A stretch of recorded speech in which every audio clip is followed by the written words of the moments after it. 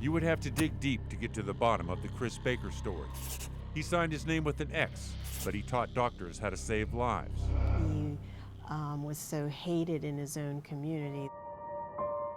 And yet he was respected by the white elite, including State Governor William Cameron. He was totally comfortable with prowling cemeteries, but ran and hid at the first hint of lightning. It was said he could wield black magic. One of the key figures in the history of the Medical College of Virginia was born in the basement of this building right here, the Egyptian building.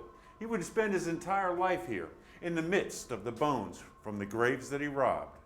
Anatomy is the foundation of medicine, and dissection has long been the way to learn anatomy. MCV actually began as the medical department of Hampton-Sydney College. And it began here in Richmond because there was abundance of clinical material. And that meant there were people without families, there were free blacks, there were slaves working for hire in the city. And you'd have ready access to patients and also ready access to cadavers to teach anatomy. And at that time, there was no legal way to procure bodies. That meant there were men like Chris Baker at many of the nation's medical schools. Men who could bring in fresh bodies, cheap, about $5, not many questions asked. Grave robbers, resurrectionists. But old Chris, as he was called, also became an uncanny master of anatomy. He did become very knowledgeable about anatomy because of his long hours in the anatomy lab and dealing with all the various cadavers. And it's said that he could usually tell which medical students would make it through anatomy and which wouldn't. Before electricity, the dissections occurred under a skylight on the 4th floor of the Egyptian building. As was customary, budding doctors posed with the bodies that taught them about life. Chris Baker was often invited into those photographs. As Dr. Albert Pilkington, class of 1900, said, there was no more loyal member of the college than Chris Baker. Now, the methods of preserving the bodies were very crude. Can you imagine the smell? Medical schools did require fresh subjects. Bodies that weren't fresh enough for dissection went into Baker's vat in the basement, where quicklime stripped off muscle and tissue. Old Chris sold the skeletons to students for $5. Many are the legends surrounding this short, stocky figure with his inevitable towel and perpetual reek.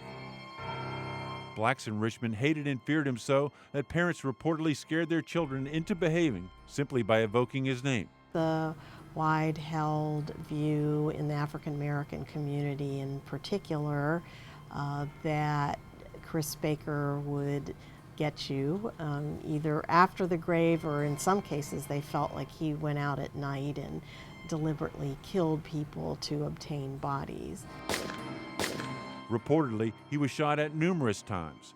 He couldn't leave his home of bones, a building whose strange appearance only added to its horrific aspect. It's amazing that just one person could kind of keep it all together, that he had to do a variety of activities, that he actually at some points did need to lead some of the raids to get the bodies. But then he also was available here to take care of the bodies, and in addition to assisting all the students and kind of supervising the lab, he was responsible then also to the demonstrator and the professor of anatomy and meeting their needs. Chris Baker was known to haunt Sycamore Cemetery in Northside and Oakwood Cemetery in Northeast Richmond. That's where he was caught red-handed with his assistant and 2 white medical students by a police officer named Angel. But old Chris's stature was such that his fate was never in doubt. Governor Cameron pardoned him, and the General Assembly soon passed a law that allowed the bodies of criminals and the destitute to go to medical colleges.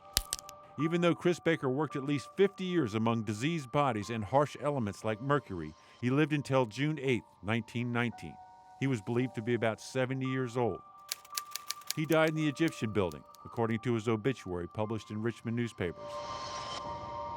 And while doctors attended that funeral, and many wrote of his legacy, the legend of Chris Baker has largely lain quietly, undisturbed.